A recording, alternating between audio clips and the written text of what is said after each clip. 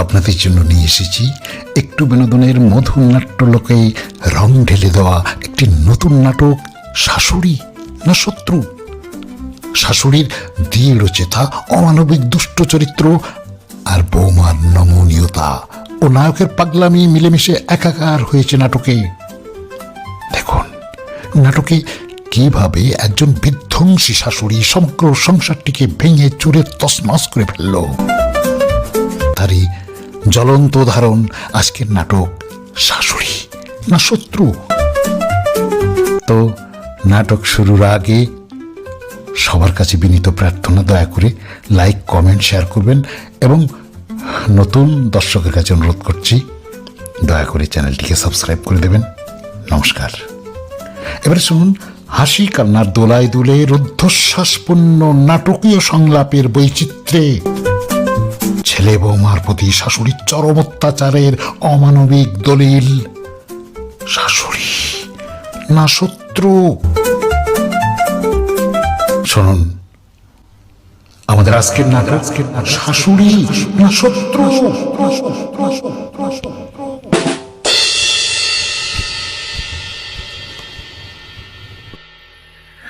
আমার হিয়ার মাঝে লুকিয়েছিলে, দেখতে আমি পাইনি, তোমায় দেখতে আমি পাইনি।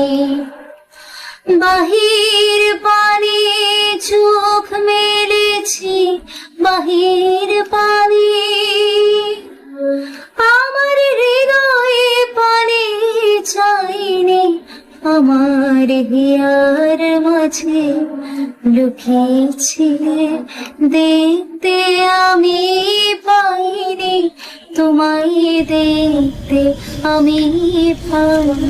এই যে কি হলো, অমন করে আমার মুখের দিকে তাকিয়ে কি দেখছো?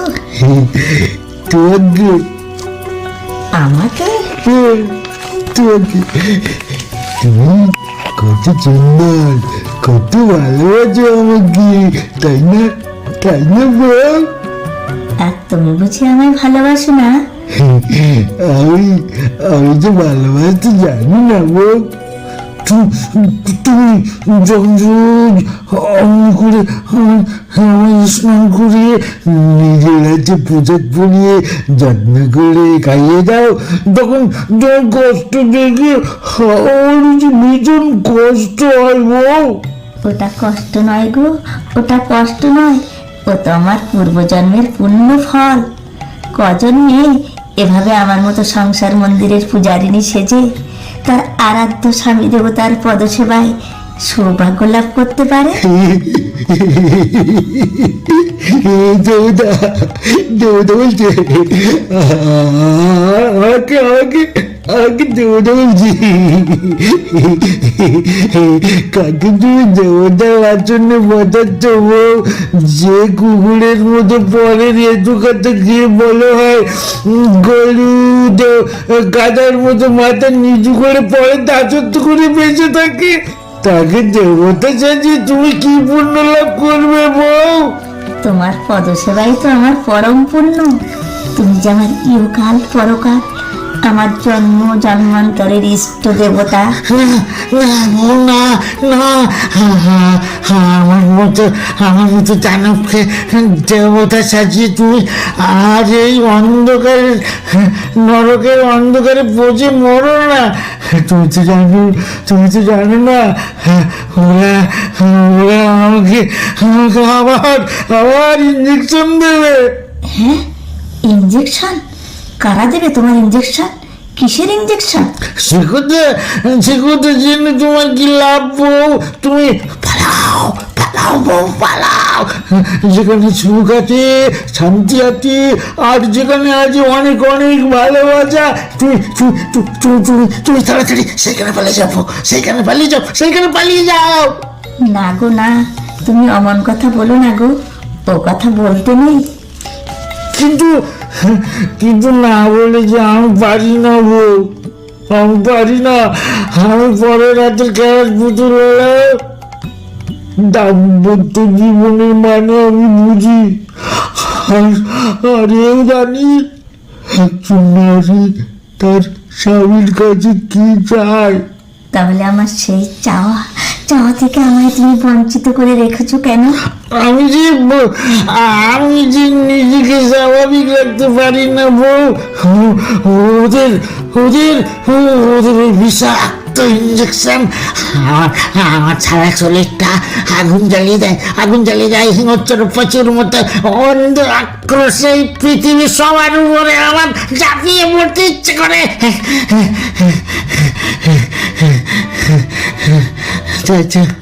তাই তো ভয়ে ভয়ে আমি দূরে পালিয়ে যাই। ভুল করে যদি তোমার আবার কোনো ক্ষতি করে ফেলি,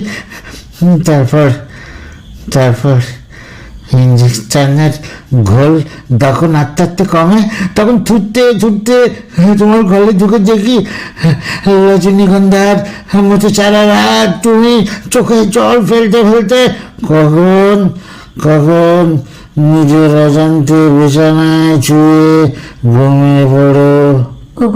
ওগো তুমি চুপ করো। তুমি এখান থেকে চলে যাও। না, তোমায় ছেড়ে আমি কোথাও যাব না গো।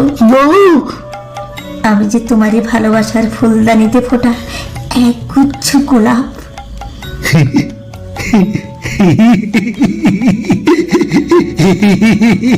গোলাপ আমার বউ বলছে আমি নাকি গোলাপ। বউ তাহলে আমি বলি তুমি শোনো। আমি বলি তুমি শোনো। গোলাপের রলি আছে ফাগুনের আছে বার, সকলের সাথে আছে শুধু কেউ নেই আমার সাথী, কেউ নেই আমার সাথী, কেউ নেই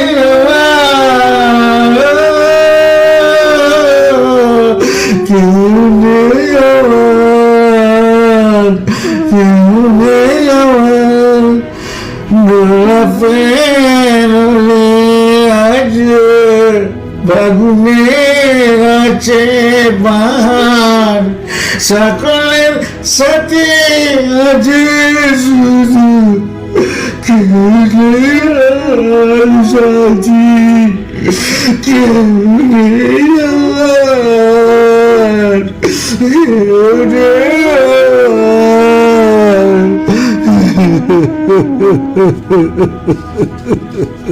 কি হলো? এসো, আমি নিজের হাতে তোমায় খাইয়ে দেব। নাও হা করো।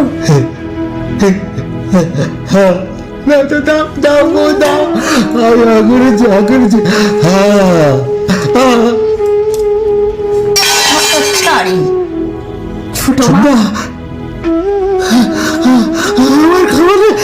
আমার খাবারে তুমি লাথি মারলে ছোটরা।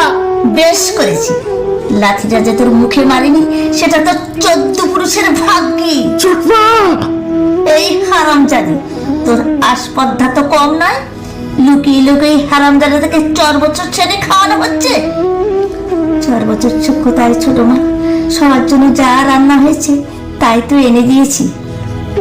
এই হারামজাদি, তোকে না কতবার বলেছি সবার খাবার শেষে যে এটো কাটা পড়ে থাকবে তাই তোরা স্বামী স্ত্রীতে খাবি।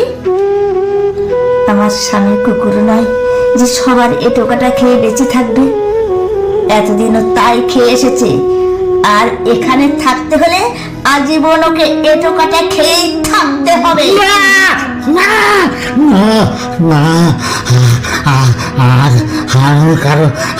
কারো এটো কাটা খাবো না, আমি খাবো না। আমার বউ খাবে না, আর তোরা যে খাবে আমরাও খাবো। কি বললি হারামজাদা? কেন বলবো না? হ্যাঁ, আমি কেন বলবো না?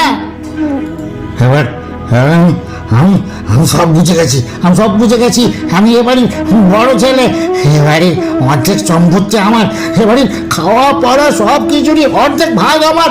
তুমি তুমি এসো যাও, এসো এসো আমার সঙ্গে এসো এসো। আবার আবার তুমি আমায় আমায় নতুন করে ভাত বেড়ে খাইয়ে দেবে। এসো এসো বউ বউ বউ, তুমি এসো এসো আমার সঙ্গে এসো।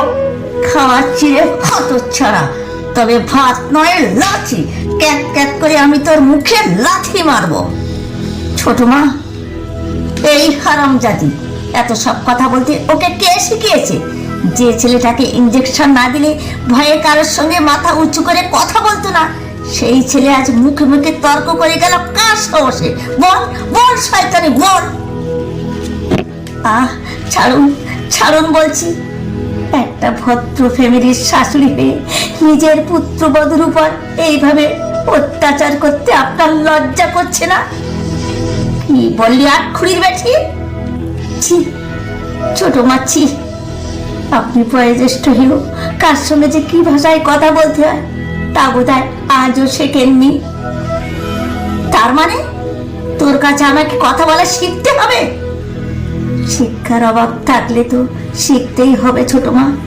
পুত্রবধূ যে মেয়েরই সমান, এই ছোট্ট কথাটা যদি আপনাদের মতো শাশুড়ির স্বীকার করতেন, তাহলে হয়তো এদেশের অগণিত সংসারে দিনের পর দিন চলতো না নৃশংস এই বধূ নির্যাতন। তবে রে হতচ্ছাড়ি, তবে দেখ মধু নির্যাতন কাকে বলে।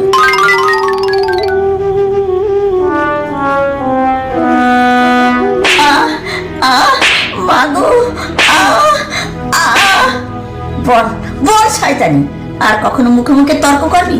বল বল হতচ্ছাড়ি বল। ছোট মা